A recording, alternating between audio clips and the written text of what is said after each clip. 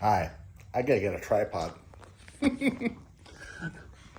So on my last video, I showed the Öhlins forks that I put on the 821 Monster here. That was sourced from a Ducati 1200S, and they're fully adjustable versus the original forks that were non-adjustable. And to achieve the kind of ride that you want, you really need to be able to dial it into your body weight and riding style. Well, this is kind of a lesson video. So I had the old forks off the bike, and I suspended the bike in with jacks and blocks of wood, and then I walked away.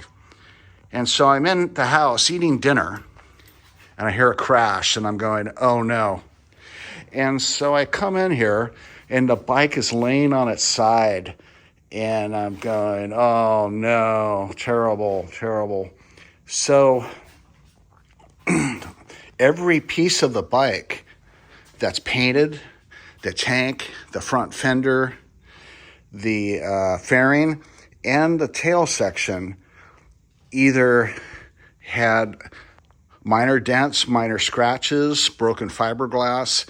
And I just painted this whole bike not too long ago. So fortunately, I was on vacation, and I had leftover supplies from the last time I did it. So it took me a week to fix everything. Total full paint job. The dent in the tank was like the size of my fingernail, very tiny. And if I didn't tell you where it was, you couldn't find it now. So I just completed the painting. I put the new decal on, and I decided to go smaller. Before I was running a 10-inch decal, and right now I'm running a 7-inch decal. I think it's better. It's closer to the original Ducati Monster decal that was on the tank. And I ordered the tank protectors for the sides.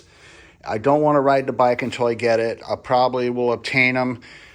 I'm tracking them. Some are in Southern California. Some of them are in New York.